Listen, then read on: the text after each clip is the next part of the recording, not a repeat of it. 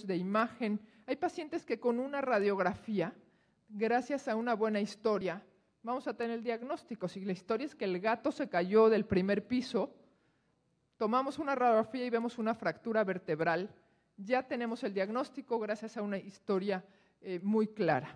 Entonces, bueno, de ahí vamos a decidir qué pruebas de laboratorio, qué estudios de imagen, si con una radiografía nos es suficiente, o debemos hacer una mielografía, o debemos hacer una tomografía, y de dónde debemos hacer esos estudios. Cuando ya llegamos a niveles en los que vamos a hacer una tomografía, no podemos tener duda de la localización de la lesión, porque no le vamos a decir al dueño, mire, yo quiero hacerle una tomografía de la cabeza, aunque tal vez también me gustaría del cuello y un poquito más atrás, porque no estoy muy segura de dónde es la lesión, pero el costo es por región.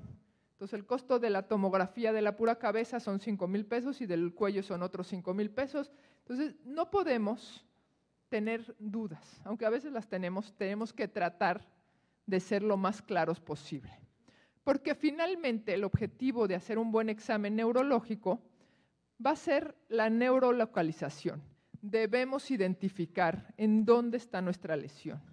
Está en el cerebro, en el cerebelo, en la región cervical, en la región cervicotorácica, toracolumbar, en dónde está nuestra lesión. Eso es lo que más nos importa, porque vamos a ir conociendo poco a poco qué lesiones son las más comunes por cada zona. En nuestra historia debemos incluirlo todo, porque hay patologías que se presentan en diferentes razas, en diferentes edades. Clarísimamente, si nos llega un salchicha o dachshund de 5, 6, 7 años de la que sea, arrastrando los miembros pélvicos, simplemente por la edad, la raza, todos vamos a sospechar de una hernia de disco, claramente. Y después tenemos sorpresas, porque yo he visto unos que parecen eso y son otra cosa. Pero, de acuerdo a su edad, a su raza, si es una raza condrodistrofoide, pues están predispuestos a hernia de disco. Todos esos datos debemos ir obteniendo. Debemos escuchar perfectamente lo que nos dice el propietario y que nos describa cómo es la lesión o cómo es a veces la convulsión o el síncope o la manera en que tiene unos ataques en que da vueltas en círculos para un lado o cómo pega la cabeza contra la pared. Todos esos signos nos los deben describir los propietarios muy a detalle. Afortunadamente ahora, con el uso de los teléfonos que todos tienen cámaras, muchísimos de los propietarios ya nos llegan con imágenes en donde podemos claramente ver esos episodios. A veces nos dicen es que el paciente empezó arrastrándose cuando llega con nosotros, el paciente tal vez ya está inconsciente, pero en esas imágenes podemos ver todo lo que los propietarios nos están tratando de decir. No podemos dejar de tomar la historia completa con medicación, vacunación. Pensemos que el moquillo genera signología neurológica, entonces es importante saber si está vacunado, si sale a la calle, si convivió con otros pacientes que han estado enfermos. ¿Por qué? Porque aquí vamos a ver que gracias a la historia vamos a ir haciendo, como les decía, nuestros diferenciales. Presentaciones agudas, evidentemente cualquier traumatismo que son evidentes como los atropellados, caídos de diferentes alturas, desórdenes vasculares. Yo creo que por muchos años como que no le hacíamos mucho caso a los accidentes vasculares. A raíz de que la resonancia magnética se hizo más disponible, por lo menos en la Ciudad de México, en una de las universidades, en la UAM Iztapalapa, hubo un resonador, pacientes que de repente llegaban inconscientes, se mandaba a hacer una resonancia y se empezó a ver todos esos accidentes vasculares que todos hemos visto y sabido de personas que tienen una embolia, un derrame, que deja secuelas neurológicas y que en perros difícilmente los diagnosticábamos y tal vez todavía los diagnosticamos poco. Tenemos también enfermedades progresivas como tumores, enfermedades metabólicas. Hemos visto casos, por ejemplo, de Golden, que deja de caminar o tiene muchísima dificultad para caminar con déficit de propiocepción, Y finalmente hacemos a veces hasta tomografía. Lo que tienen son unas miopatías secundarias al hipotiroidismo, muy importantes, que en el momento que tratamos el hipotiroidismo, quitamos todos los signos neurológicos. Así que la raza, las enfermedades a las que están predispuestas, hay que tomarlas en cuenta. Ya hicimos el examen físico, ya tenemos una buena historia y después debemos completarlo con un examen ortopédico completo y después uno neurológico. No nos podemos saltar ninguno, porque muchas enfermedades ortopédicas y neurológicas se pueden confundir fácilmente. Y podemos irnos directamente a ver lo obvio, que es a veces lo más obvio, parece lo neurológico, porque arrastra la pata, pero resulta que la arrastra porque tiene una fractura y esa fractura dañó el nervio. Entonces, tenemos que hacer el ortopédico y el neurológico completo para poder diferenciar. Hay casos totalmente ortopédicos que después parecen neurológicos. Hemos tenido casos, por ejemplo, con doble rotura del ligamento cruzado, en donde el paciente prácticamente no puede caminar y parece que se arrastra con los miembros pélvicos. Y si hacemos un examen ortopédico, detectamos la rotura de ligamentos cruzados y no es un problema neurológico. ¿Qué necesitamos para hacer un buen examen neurológico? Una, haber hecho todo lo que ya platicamos, y después tenemos que conocer la anatomía del sistema nervioso, necesitamos conocer la fisiología del sistema nervioso y después poder interpretar todo lo que estamos observando durante este proceso. Al conocer la anatomía, que evidentemente no nos vamos a meter en este momento, me refiero a conocer cada área de lo que el paciente tiene dentro del cráneo, el cerebro, el cerebelo, el tronco encefálico. Debemos conocer la médula y las vértebras que la rodean, así como los discos intervertebrales. Cuando nosotros hacemos neurología y de pronto hacemos cirugía de la columna, nosotros debemos conocer la anatomía de las diferentes vértebras, del atlas, del axis, y luego a lo largo de toda la columna vertebral, las diferencias que tienen las vértebras a nivel cervical, torácico, lumbar, porque el abordaje quirúrgico es diferente. Y también debemos saber que los tractos medulares, que empiezan a la par de las vértebras, cuando llegamos a la zona lumbar, se van juntando uno a otro y los nervios que en un inicio salían, digamos que de manera transversal, los tractos nerviosos se empiezan a juntar, las vértebras no, y vemos cómo los nervios empiezan a salir. Si aquí está el tracto de estamos en las torácicas, de la torácica 7, vemos cómo su raíz nerviosa se va hacia caudal. Esos son detalles importantes porque en el examen neurológico vamos detectando la sensibilidad de acuerdo a la salida de estos nervios. Gracias, doctor. Debemos conocer la anatomía y la función de la médula espinal, que está cubierta por las meninges, que tiene las salidas nerviosas. Todo esto no me voy a meter a detalle, pero al que le interesa la neurología vale la pena que identifiquen los diferentes tractos que forman la médula y que entendamos por qué, por ejemplo, hay cosas que se afectan primero y otras después. Cuando veamos un examen neurológico, vamos a ver que lo primero que se pierde es la propiocepción. La propiocepción es cuando ponemos la pata del perro, volteamos, la ponemos en una posición inadecuada, inmediatamente tiene que voltear la pata y colocarla en su lugar. Eso es lo primero que se pierde cuando hay un daño a la médula. ¿Por qué es lo primero? Porque el tracto que tiene que ver con la propiocepción es de lo que está más en la periferia. Y lo que está en la parte más interna de la médula es el dolor profundo. Entonces, si hay un daño superficial, pues solo se afecta la propiocepción. Pero si el daño llega más profundo, se va afectando la capacidad motora, la capacidad de sentir, hasta la capacidad de sentir el dolor profundo.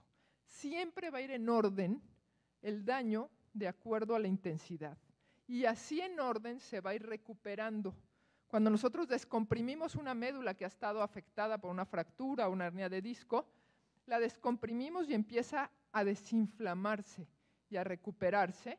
En ese mismo orden se va a recuperar. O sea, no va a tener propiocepción positiva y no va a tener dolor profundo, eso es imposible. Entonces, todo eso se va en orden. Lo primero que hacemos cuando tenemos a un paciente que llega con una afectación neurológica es identificar su estado mental. Esto siempre y cuando ya revisamos al paciente, ya vimos que no tiene alguna afección que comprometa su vida, sabemos que está respirando bien, ventilando bien, que no tiene una hemorragia. Digamos que ya estamos en la pura etapa neurológica y debemos evaluar su estado mental. Un paciente normal está alerta y responsivo y de ahí, dependiendo la intensidad del daño, vamos a ver que el paciente puede estar deprimido. Este es un paciente con un trauma cráneoencefálico, no muy severo, pero simplemente vemos que no responde a algunos estímulos, está como medio oído, es simplemente deprimido. A veces es de los estados que menos fácil identificamos, porque aquí vemos que le hablan y casi no responde. Este paciente con reposo y tratamiento para trauma craneoencefálico se recuperó muy bien en unos días. Y tenemos algunos otros casos mucho más severos y muy evidentes, como cuando tenemos pacientes en delirio, pacientes en semiconsciencia que están aullando, que no se pueden incorporar. O si el problema es más grave, llegamos al punto en donde está estuporoso, que es prácticamente inconsciente y solo reacciona a estímulos dolorosos. O sea, el paciente, si le hablan, si lo tocan, no responde, a menos de que genere un estímulo muy importante, entonces sí responde. Y los pacientes que están en coma, en donde ya no responden a ningún estímulo, son pacientes con un pronóstico muy pobre que difícilmente sacamos adelante. Después vamos a evaluar la postura. Nosotros tenemos clarísimo cuál es la posición y la postura de un paciente normal, la posición de la cabeza, cuál es la normal. Es un paciente erguido con la cabeza derecha y tenemos múltiples anormalidades que en general nos van a hablar de un daño cerebral o cerebelar. Hay pacientes que no pueden caminar derecho, que tienen la cabeza inclinada hacia un lado. Tenemos pacientes con la cabeza totalmente inclinada, como todos los que presentan síndrome vestibular. Es muy común en los casos de pacientes viejos con síndrome vestibular, que puede ser periférico central. Todo esto estamos hablando de lesiones que afectan el cerebro y que nosotros, como ahorita nos queremos enfocar en la médula, debemos poder descartar. Si nuestros pacientes tienen alguno de estos signos, como llegar con el estado de conciencia alterada, con la cabeza o el cuerpo en una posición inadecuada, sabemos que el daño va a ser a nivel del cerebro o del cerebelo. Después vamos a observar al paciente moverse libremente. ¿Cómo camina el paciente? Desde que llega, si lo traen con la correa, podemos ver cómo se desplaza. Si el paciente no es capaz de desplazarse, hay que tratar ya en algún lugar controlado de ayudarle a que camine, si es que lo logra, para que nosotros podamos identificar la forma de caminar que nos puede ayudar. Aquí vemos un paciente en donde evidentemente tiene problemas para mantener el equilibrio. Esto se llama que abren la base para tratar de sostenerse. Es un paciente con un daño cerebral importante. En este momento no recuerdo, me parece que tenía un tumor en el cerebro, pero son cambios que se vuelven evidentes. La ataxia, vamos a ver que es un caminar incoordinado. Y la ataxia se divide en sensoria, que es la que nos importa porque es la que involucra todo lo que es la propiocepción, pero también hay ataxia cerebelar y vestibular. En ataxias cerebelares es muy característico el dar pasos largos, la hipermetría, como vemos en este tigre. Este me lo mandaron de un zoológico y me decían, ¿es daño ortopédico o neurológico? Esa forma de caminar incoordinado, dando pasos tan grandes, es totalmente un daño neurológico. Es un paciente que si quisiéramos diagnosticar, pues necesitamos realizar una resonancia de la cabeza. Simplemente por ese caminar, obviamente hay que hacer todo un examen completo, pero ya nos orienta y nos lleva a poder decidir qué estudio debemos realizarle. Entonces ya vimos al paciente caminar, ya decidimos si puede o no caminar, si camina incoordinado, si tiene ataxia o no, y después vamos a palpar al paciente, a palparlo completo, porque en el momento que nosotros palpamos podemos identificar incongruencia muscular, es decir, que no esté simétrico, que tengamos, es común, por ejemplo, en la compresión del nervio ciático de un lado y que el otro no está comprimido, en que vemos atrofia en uno de los miembros pélvicos y en el otro no. Cuando la inervación está dañada directamente de un músculo, ese músculo se va a atrofiar y se puede atrofiar muy rápido. De ahí que hay que palpar a los pacientes, sobre todo los que tienen pelo largo, que no se ve de manera evidente la diferencia de la musculatura. Y en algunas ocasiones podemos sentir, por ejemplo, que hay atrofia en el miembro torácico, que incluso de uno de los lados palpamos la espina de la escápula y del otro no. De ahí, si el paciente viene con historia de claudicación de un miembro torácico que no ha podido diagnosticarse y palpamos atrofia, debemos pensar que está afectada su inervación. Ese paciente puede tener una hernia de disco a nivel cervical, una hernia de disco que está ligeramente lateralizada y comprime la salida del nervio y está causando atrofia a los músculos.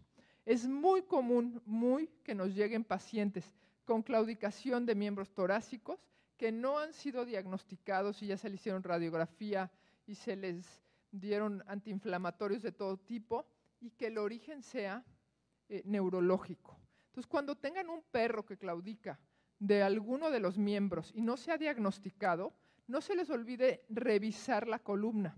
Revisarla es revisar y comprimir las salidas nerviosas para ver si hay dolor.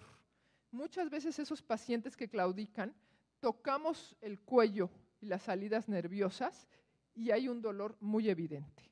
O tocamos por la parte interna el nervio y el perro se tira de dolor. Entonces no olviden la parte neurológica porque ahí se nos van muchos diagnósticos que parecerían ortopédicos y que son neurológicos. Debemos examinar los pares craneales. Hay pacientes con daño neurológico cerebral que es muy obvio, como los que caminan, como los que tienen ataxia como la que vimos, los que caminan en círculos. Esos casos inmediatamente sabemos de dónde viene el problema, pero hay otros en que no sabemos si el problema viene del cerebro o viene de la región cervical. En esos casos es muy importante revisar los pares craneales para descartar el origen cerebral. Y los voy a pasar rápidamente porque esto es tedioso a veces de recordar todos los pares craneales, pero si se fijan de todo lo que vamos a revisar, al final nos lleva exactamente como un minuto revisar los pares craneales. Porque revisamos las pupilas, tocamos para ver si hay reflejo palpebral, vemos si huele, tocamos la nariz a ver si hay sensibilidad, vemos que no tenga parálisis facial, que pueda deglutir y que mueva la lengua. Y entonces, en esos 4 o 5 movimientos que nosotros hacemos, ya diagnosticamos o eliminamos cualquier daño de pares craneales. ¿Okay? Entonces, lo vamos a repasar rápidamente. El primero es el nervio olfatorio, en donde le vamos a acercar al paciente algo de comer o algo que huela fuerte y vamos a ver que reaccione. A veces se le cierran los ojos para que realmente podamos valorar que está oliendo lo que le acercamos. El nervio óptico, que vamos a ver si hay respuesta al estímulo de amenaza y el paciente cierra los ojos, sigue los objetos con la vista, es decir, básicamente vamos a tratar de identificar si el paciente logra ver. El oculomotor, que es el que se ocupa de la contracción de la pupila, en donde nosotros vamos a hacer un estímulo con una luz para tratar de identificar si hay contracción de la pupila. Vamos a valorar que no haya simetría en las pupilas, a veces hay anisocoria, a veces hay poca respuesta. Aquí vemos esta expresión de este paciente que es totalmente anormal porque está como medio oído, no responde muy bien a los estímulos. Este era un paciente con mieloma múltiple que ni siquiera podía caminar cuando llegó. Entonces tenía una poca respuesta pupilar. Si seguimos con el cuarto par, el troclear, es el que se encarga de la rotación lateral del ojo. Entonces vamos a mover la cabeza del paciente, vamos a ver que los ojos sigan una trayectoria normal. El trigémino tiene una parte motora y una sensorial, y vamos a ver en algunos pacientes totalmente atrofiados los maceteros y los temporales. En esos pacientes puede estar afectado el músculo trigémino. Y su parte sensorial la vamos a identificar colocando algo en la punta de la nariz, que es donde inerva esa zona y el paciente responde inmediatamente. El sexto par, que es el abducens, que genera estrabismo medial y pérdida de la mirada fija, nuevamente es algo que nosotros identificamos de manera inmediata. El facial, que es el que genera la capacidad motora de los músculos de expresión, y una parte sensoria del paladar y la porción rostral de la lengua. Entonces, en los movimientos que nosotros hacemos para ver si el paciente es capaz de mover los belfos, podemos pinzarlos. Hay pacientes con parálisis facial que tienen el belfo caído y si nosotros lo pinchamos no hay ninguna respuesta. Entonces, esta serie de detalles son los que nos ayudan a descartar anormalidades de los pares craneales. Aquí estamos estimulando la parte sensoria del trigémino. En la punta de la nariz, en la mucosa, se genera un estímulo y si hay respuesta se considera que está normal.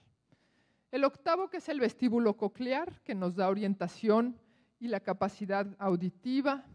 Y el noveno y décimo, que es el glosofaringio y vago, que están involucrados en la deglución, músculos faringios y laringios. Si nosotros abrimos el hocico de un paciente y metemos el dedo y el paciente deglute y mueve la lengua de manera normal, estamos valorando el noveno, el décimo y el doceavo, que es el movimiento de la musculatura lingual.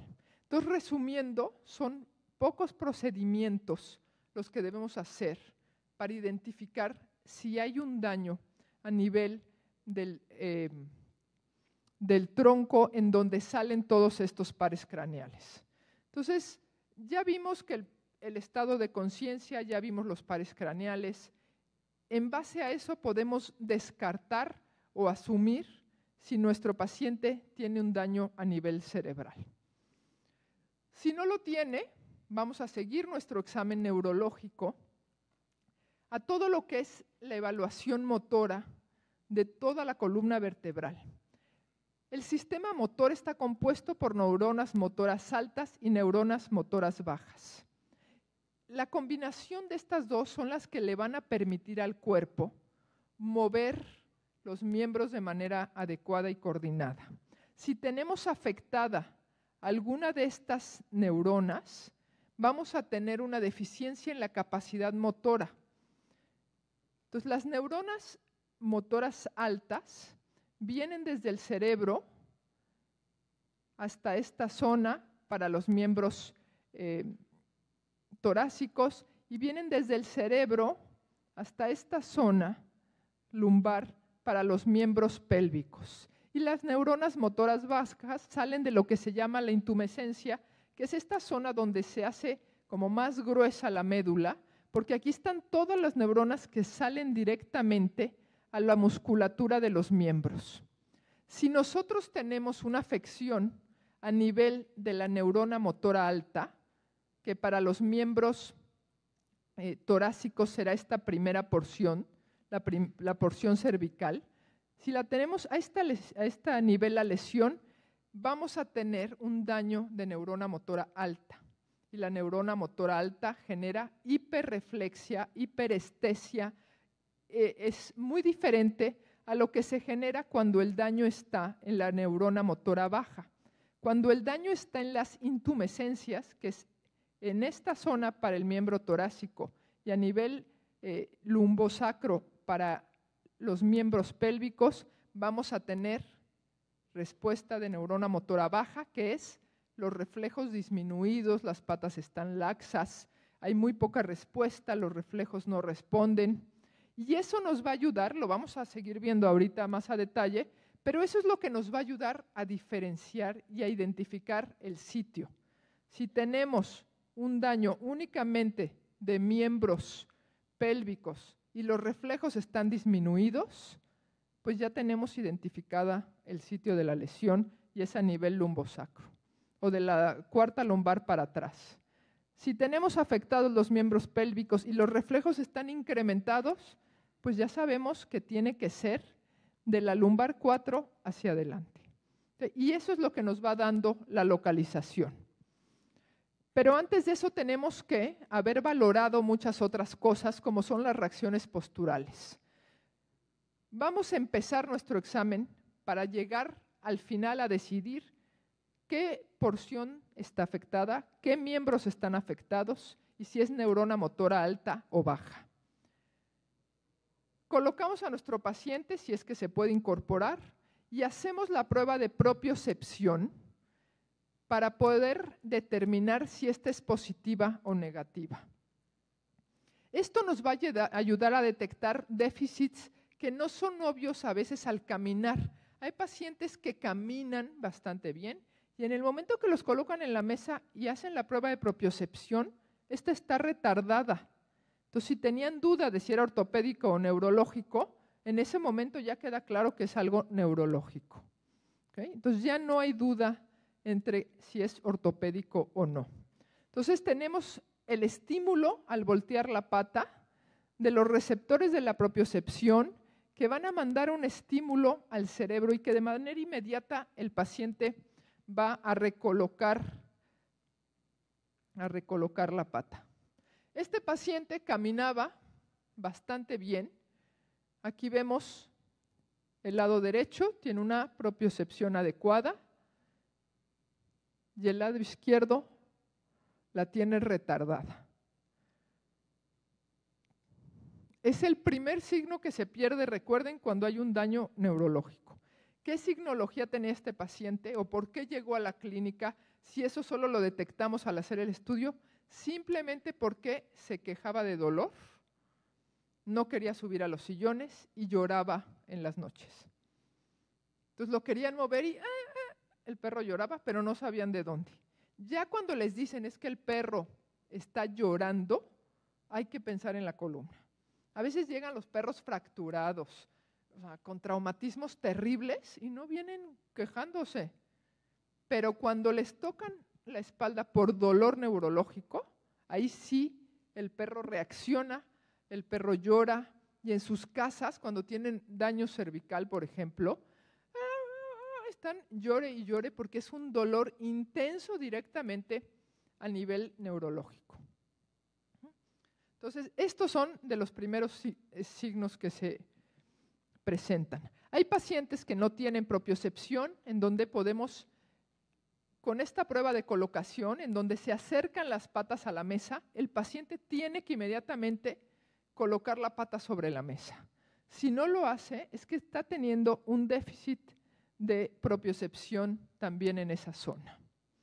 La prueba de carretilla nos ayuda a diferenciar muy bien si los miembros anteriores están involucrados. Hay muchos perros que hacemos esta prueba y van perfectamente andando con las patas anteriores y cuando intentamos colocar los miembros posteriores no se pueden incorporar. Nos falta aquí el de salto, que es otra prueba postural que es muy importante, y es que le levantan 3 patas, esto generalmente en perros pequeños, y los desplazan y el perro tiene que recolocar la pata inmediatamente. Esto lo hacen con una pata, luego con la otra, y esto nos ayuda a identificar si el daño es solo craneal o también caudal, si es izquierdo o derecho con la misma intensidad. Recuerden que vamos a tener lesiones que son solamente de un lado. Hay hernias de disco que comprimen la médula del lado derecho y vamos a tener el miembro anterior y posterior derecho afectados y los izquierdos no, o podemos tener accidentes vasculares que nos generen hemiparesias. Y finalmente nos vamos a ir a los reflejos espinales, en donde vamos a valorar si el reflejo está ausente, está normal o está incrementado o muy incrementado. Y esto nos va a ayudar a determinar si es neurona motora alta o baja. Y vamos a ver que en los miembros pélvicos el reflejo que realmente importa es el patelar. Pueden intentar que el femoral, el patelar, el no sé qué, pero los artículos últimos hablan de que el único que importa y el que les da la respuesta es el patelar. Si tenemos débil o ausente, sabemos que el daño está de la lumbar 4 hacia atrás. Si tenemos incrementado, está la lesión de la lumbar 4 hacia las torácicas, o sea, es la región toracolumbar. Entonces nosotros hacemos el estímulo, incluso cuando estamos con los reflejos aumentados, simplemente de hacer el estímulo, el paciente está hiperexcitable, o tocamos la pata y la incorpora, la recogen fácilmente. Es como fácil identificar.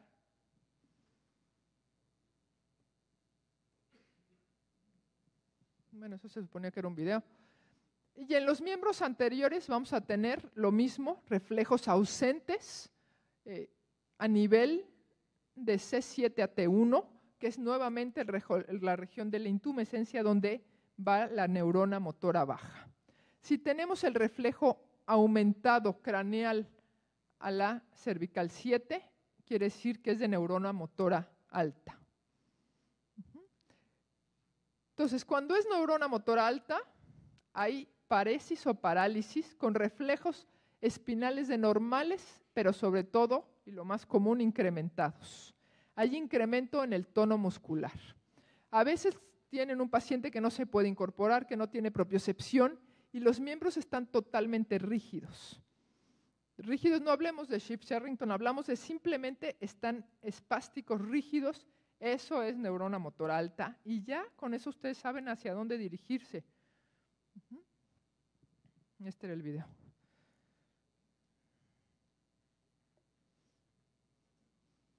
Aquí tenemos un paciente que no se incorpora. Vemos simplemente, ya tiene capacidad motora, está jalando la pata, está hiperexcitado. No es una pata flácida sin reflejos. Con este estímulo, que no es, aquí ya llegamos al reflejo patelar, pero vamos a ver cómo hay una respuesta exagerada al estímulo. Entonces recuerden que el reflejo que les importa es el patelar, pero vean a lo largo de toda la pata esa respuesta exagerada. Eso nos habla de neurona motora alta. Los reflejos de los miembros torácicos son mucho más difíciles de valorar. Hay quienes dicen que simplemente ni siquiera sirven para identificar la zona. Sirve más el sentir que la pata está hiperestésica y rígida que el mismo reflejo que es difícil de interpretar. Entonces, cuando la neurona motora es baja, va a haber paresis, parálisis y disminución o ausencia de los reflejos, disminución del tono muscular y muy rápidamente se genera atrofia muscular.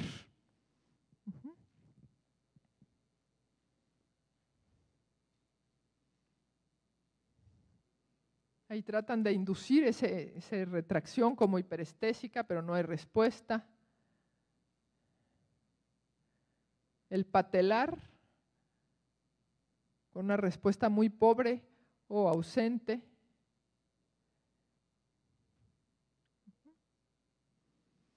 Y después de ya identificado estas lesiones, vamos a estimular para ver el reflejo de retirada. Hacemos un estímulo doloroso en los dedos y debemos ver que el paciente tracciona la pata. Hay que recordar nuevamente que los reflejos y estos respuestas se pierden en orden. Si el paciente tiene capacidad motora, no necesitamos ver si siente, porque seguro siente. Entonces, primero se pierde la propiocepción, después la capacidad de mover las patas, después la sensibilidad superficial y finalmente la profunda.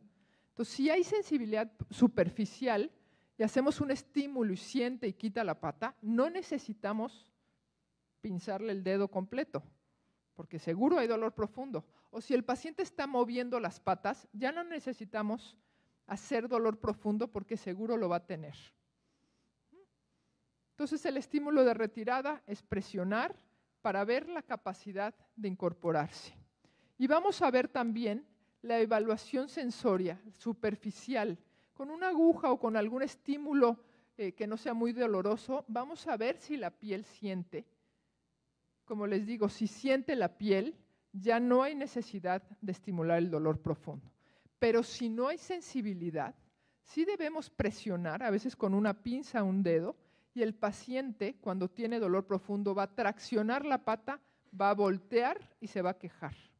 Si simplemente tracciona la pata, ese reflejo no está llegando hasta el cerebro. ¿Okay? Entonces, ese no es una respuesta positiva al dolor profundo. Esta prueba de dolor profundo es muy importante porque nos da un factor de pronóstico muy importante.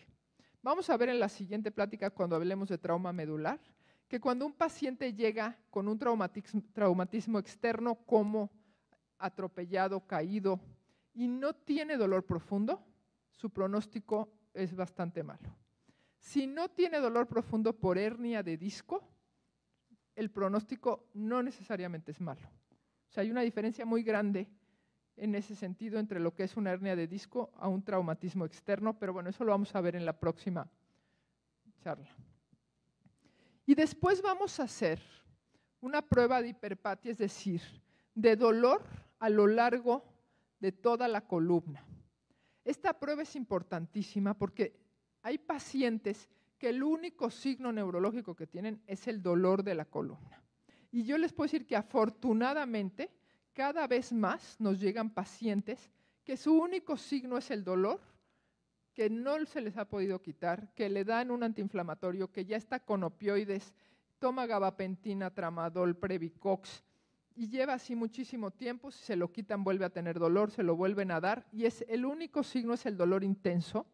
Y así, realizando la prueba de hiperpatia a lo largo de toda la columna y en la región cervical, identificamos cuál es el sitio de dolor. De esa región hacemos un estudio avanzado como tomografía y resonancia y a veces encontramos unas hernias de disco enormes. El paciente se le quita la hernia de disco y se le quita el dolor. Cuando vienen caminando, pues es un pronóstico maravilloso porque hacemos una cirugía, quitamos una hernia de disco y el paciente simplemente se va sin dolor y no hay ni que fisioterapia y que vuelva a caminar. El paciente ya camina, solo se le quita el dolor. Y gracias a esta prueba de hiperpatia que está estimulando la salida de los nervios, vamos a identificar en dónde es ese sitio que molesta tanto.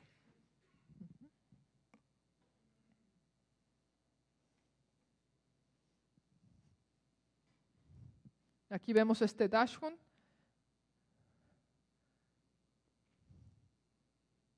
Con parálisis de miembros posteriores, esparesia,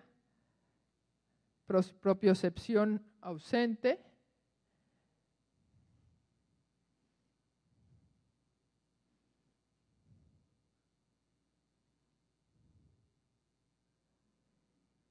y ahí hasta el perro más tranquilo llega a morder porque el dolor que se genera es realmente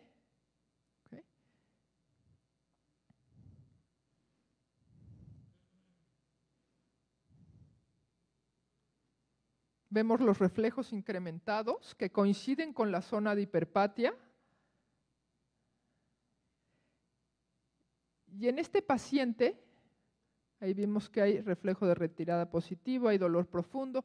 En este paciente con esa hiperpatia y hiperreflexia, ¿en dónde está la lesión? en la región toracolumbar.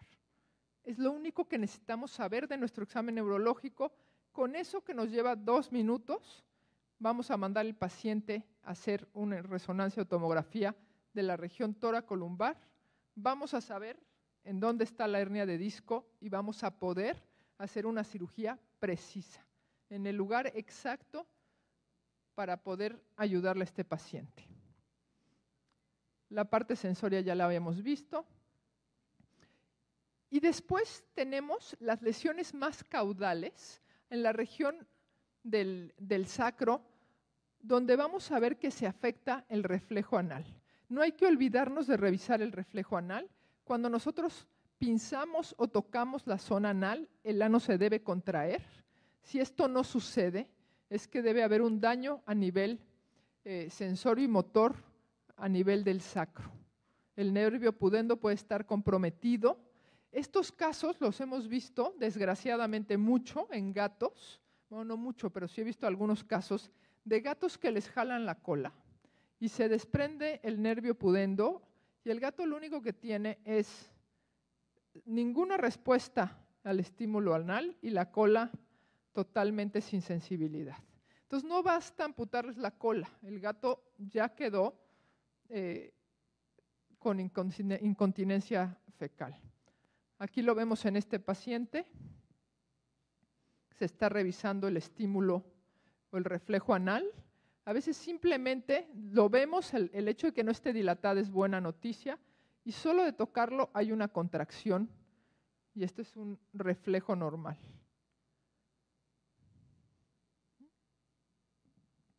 La capacidad de vaciar la vejiga también nos va a hablar de si las lesiones son de neurona motora baja o alta. Si tenemos una lesión de neurona motora baja, la vejiga se va a vaciar fácilmente. Estamos hablando de daño a nivel de sacro, de la mitad del sacro. Y si tenemos una lesión de neurona motora alta, vamos a tener una vejiga de difícil vaciamiento. Entonces, en el perro ese con lesión a nivel toracolumbar, nos vamos a topar con que no puede orinar solo y que tiene una vejiga que está plétora y que en el momento que la queremos comprimir, le cuesta vaciarla. Tenemos que comprimirla suavemente y en algunas ocasiones ayudarnos con algunos fármacos para que se vacíe más fácilmente. Cuando mandemos a casa pacientes en recuperación, siempre hay que enseñarles a comprimir la vejiga de manera adecuada. Bueno, resumiendo, ya con esto nosotros podemos identificar a qué nivel están las lesiones. Si tenemos lesiones en las primeras cervicales, la lesión y la signología va a ser de donde esté la lesión para atrás, evidentemente. O sea, la médula si se daña a nivel de la cervical 3, de ahí para atrás es la signología. Si tenemos en las primeras cervicales, vamos a tener dificultad para caminar con los 4 miembros, tetraparesis o tetraplegia si es que no siente. Puede tener de un solo lado si la lesión es unilateral, hemiplegia, pero de miembro anterior y posterior del mismo lado. Reflejos aumentados para los 4 miembros, porque esto es neurona motora alta para miembros torácicos y pélvicos. Es decir, todos los miembros van a estar con reflejos aumentados e hiperestésicos. En el momento que nosotros tenemos un paciente con esta signología, tenemos que tener claros nuestros diferenciales. Y no hay que olvidar que en la primera porción de la médula está el centro de la respiración. Si nosotros tenemos afectada esa primera porción, en algunas ocasiones tenemos dificultad respiratoria. ¿Qué lesiones pensamos de las primeras cervicales? Ya identificamos, gracias a nuestra neurolocalización, que es a ese nivel. Y es un Yorkie de 1 año. ¿Qué pensamos? ¿Qué opciones tenemos? Por ejemplo, inestabilidad atlantoaxial. Aquí viene ya el conocer las enfermedades que afectan cada región del cuerpo. Pero por lo menos ya sabemos que hay que ir al libro a buscar, York y Joven, lesiones cervicales, y casi sale el diagnóstico. ¿Okay? Entonces tenemos inestabilidades atlantoaxiales, fracturas o desplazamientos en las primeras vértebras. Esta, por ejemplo, es una reconstrucción de la tomografía. Cuando nosotros tenemos la posibilidad de hacer estos estudios, aquí hay una fractura que tal vez en esta reconstrucción no se ve muy clara, pero esto nos ayuda a poder diseñar o planear una cirugía muy adecuadamente. Tenemos luxaciones secundarias a traumatismos. Si se fijan, aquí hay una luxación con una pequeña fractura que se corrigió con clavos y cemento. Tenemos muy comúnmente hernias de disco. Estos son cortes axiales de tomografía. Entonces, fíjense cómo esta es la vértebra. Aquí en el centro está el canal medular, en esta zona en que está normal. Y aquí vemos la hernia de disco que comprime la médula hasta en un 80%. Este paciente caminaba, simplemente tenía un dolor cervical severo. Entonces, con esto nosotros sabemos a qué nivel está esa lesión y a qué nivel debemos realizar la cirugía. Si nos vamos más atrás, a nivel de la cervical 6 a las primeras torácicas, vemos a ver que tenemos tetraparesia o tetraplegia, sigue siendo del cuello para atrás, o hemiparesia o hemiplegia. Miembros anteriores con neurona motora baja, porque estamos a nivel de la intumescencia, donde es neurona motora baja para los miembros torácicos y neurona motora alta para los miembros posteriores. Atrofia muscular de los miembros anteriores y, como les decía, los posteriores con neurona motora alta. ¿Qué lesiones tenemos? Muchas de perros de raza grande, como es el wobbler, que se da principalmente, este es un ejemplo de un wobbler que afecta toda la región cervical, pero muchos de los casos de wobbler afectan a nivel de la vértebra cervical 6 y 7. Es el típico caso de lesión a ese nivel.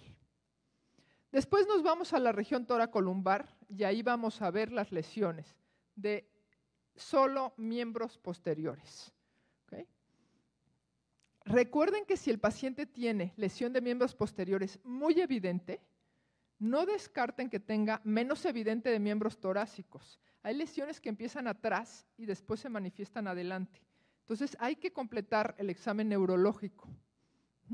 Pero bueno, hay casos en donde la lesión es muy evidente a nivel toracolumbar, los miembros anteriores están normales, los miembros posteriores tienen neurona motora alta, hay aumento de los reflejos y en casos agudos puede haber Schiff-Sherrington. Este no les debe confundir. El Schiff-Sherrington es a nivel toracolumbar y va a generar una hiperestesia de los 4 miembros de manera pasajera, porque hay un estímulo que se regresa hacia craneal. Eso lo vamos a ver en la próxima plática. ¿Qué lesiones tenemos a nivel toracolumbar? Hernias de disco, que hay en todas las regiones. Tenemos muy comúnmente y cada vez más hemivértebras en todos los pacientes como bulldog francés. Tienen hemivértebras que generan anormalidades en la región lumbosacra.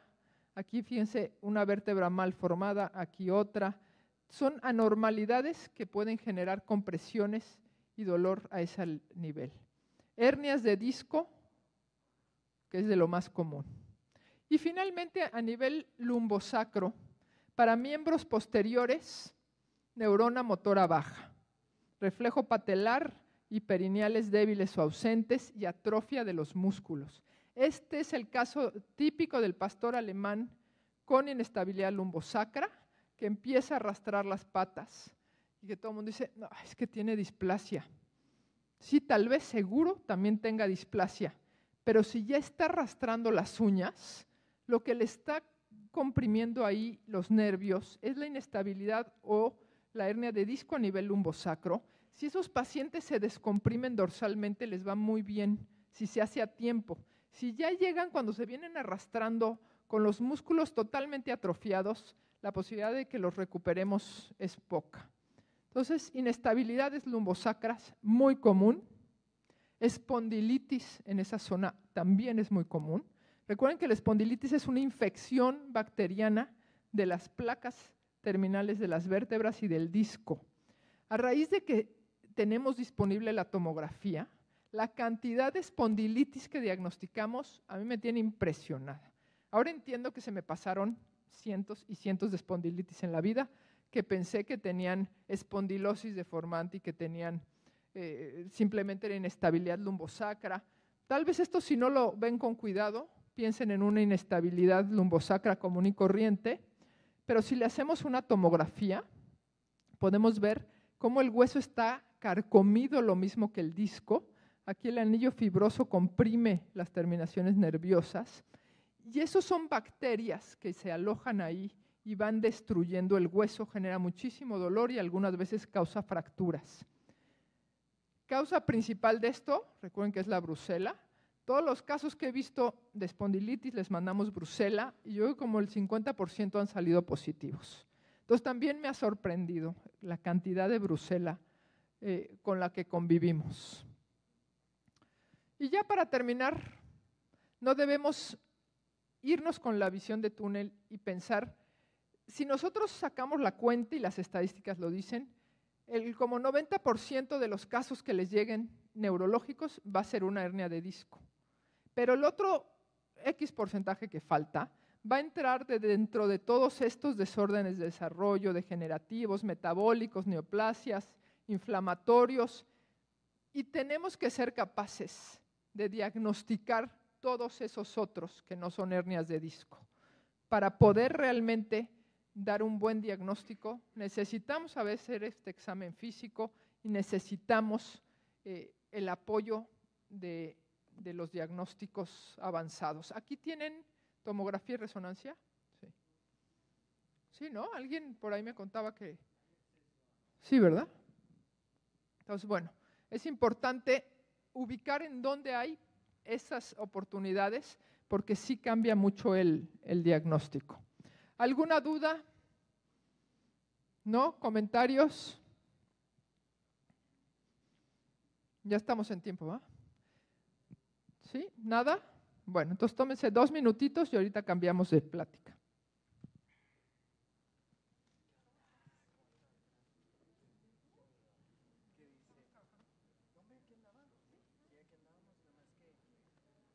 Pues una serie de detalles.